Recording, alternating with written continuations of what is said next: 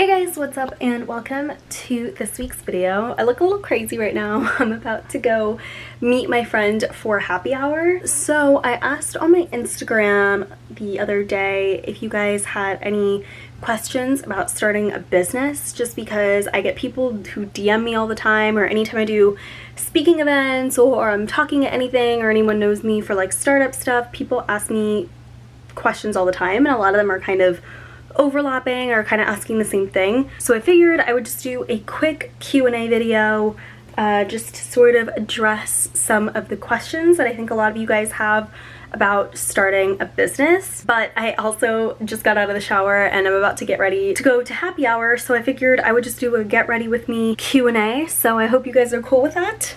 The only thing is, in this new room, I haven't figured out where to put my camera to do this, because I have my mirror like right here and no other mirror anywhere else, and I don't know where to like stick my camera and to look and do my makeup at the same time. So we're gonna find a little spot to do that and get into this video. Okay, so this location seems to be the most ideal. I just can't really see, so we're gonna make it work somehow. I mean, all my makeup is here, so that should work. So the first question I get asked a lot is like, how do you even start a business? I think the question here a lot is like, oh, like I've always wanted to be an entrepreneur, or like, oh, I've always wanted to like have my own business. And I think it's like a lot of people are kind of in love with the idea of like being your own boss and like, you know, doing that because it sounds like a really glamorous life, and from what you kind of see on the internet, it all seems like it's a really nice glamorous life. And the thing is,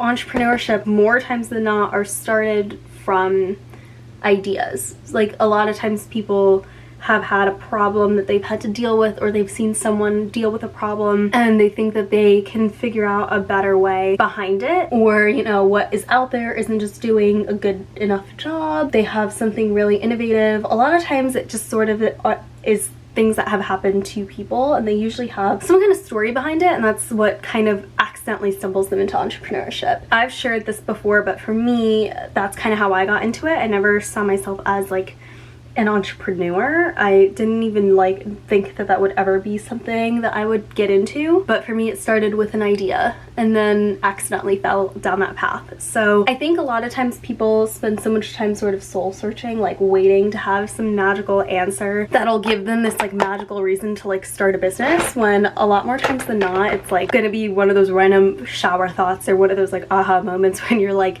stuck somewhere that you're probably going to come up with a cool innovative idea. And a lot of times people don't come up with ideas too. So I think people are so excited about entrepreneurship because it seems like such a cool, like fun thing to get into, which it is, I'm not gonna lie, but I think people are asking the wrong question. It's like it all starts with an idea, and that's why you also need to love what you do so much, because you're gonna have to work your ass off to get your idea to fruition. The next question I get asked a lot is, do I need money, or do I need a lot of money to start a business? And the simple answer to this is no. I think a lot of people get stopped by startup life because they assume that they need to have like $1 bajillion saved up in the bank in order to do so. That is not true. It really does depend on what business you're trying to start, but for the most part, especially now that we live in such a digital age, there's a lot of things that you could be doing to build your business or to kind of start one up, get it kind of moving before you need to like get money. Or if you need money, maybe just a little tiny amount. Don't be put off that you can't start a like business or get the ideas together for a business just because you don't have any money. I think a lot of people just assume that they need thousands and thousands of dollars to get their idea off the ground, and that's not true. In fact, if you look at pretty much a lot of the Fortune 500 businesses out here were started with like little to nothing, and they're worth billions of dollars now. The next big question that I think I get asked a lot is also like, do I form an LLC? Do I do a corporation? Do I do like a sole proprietorship? And I think there's a lot of questions behind how to like actually form a business entity. The first thing I would recommend doing is make it an LLC, and the prime reason for this is because, so for those of you guys who don't come from business backgrounds, there's 4 ways to sort of set up a business.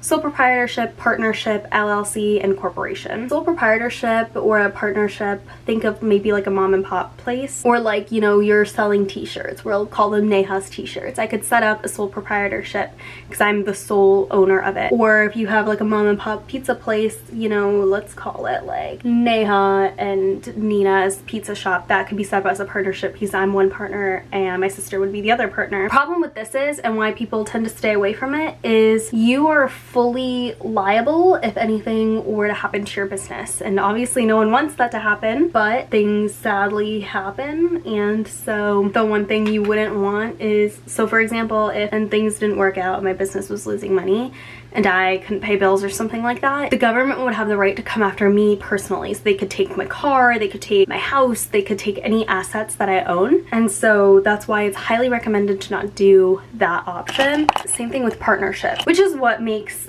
this option, LLC, the best option technically for starting most businesses. What this does is it allows you to like own and operate your business, whether it's as yourself, with partners or whatever, but you're formed as a little limited liability company. That allows you to do is it allows you to like fully own and operate your business. But if something terrible were to happen to your business, you guys go out of business, or you know, things just don't work out, whatever happens, you're not actually fully liable for it. So, you know, you pay off everything, whatever, but the government can't come after your stuff. They can't be like, oh, well, business is doing terrible, but I see you know, you have a really nice house or you have a really nice car. They can't take that. They can only take what is owned and operated by the business. A corporation, on the other hand, your C Corp, S Corp, those are what you'll traditionally see for, you know, big, major, you know, Fortune 500 companies. Anything publicly traded is a corporation. All right, I'm gonna do my eyeliner and my brows and I'll be right back. Corporations, there's some more tax implications. Really only makes a difference when you're a publicly traded company, because then you have other ways of sort of making the money. So as someone who's a tiny little company, it really doesn't make any financial sense to sort of pay more in taxes when you don't have anything else. I'm starting to run late, so I'm gonna kind of like wrap up this video. So I'm sorry if this wasn't as informational as you wanted it to be. I'm gonna end with one final question, and that's also like how to stay motivated with business, or how to kind of find people in that space. There are tons of startup people all over the world, but especially if you live in like any major like metropolitan city, there are tons and tons of startup people. You just need to go and find the right networks. Meetup is great. Look on Facebook, honestly, if there's anything going on. But I find that like, because startup life is so hard, surround yourself with people who kind of think the same way, because quite honestly, those are the people who are going to lift you up when things are tough, because people who aren't in the space think they understand what it's like and they don't always get it. So I'm gonna leave you guys with that. I'm gonna finish getting ready and then I gotta head out. I hope you guys enjoyed this video, even though it was a little crazy and I probably didn't answer that many questions. If you guys have other questions that you're wondering, please feel free to drop it down in the comments below and I will answer as many of you guys as possible. But until next time, until next time, I never say that. Please make sure you like this video if you did, subscribe if you aren't already, and I will see you guys next time. Bye.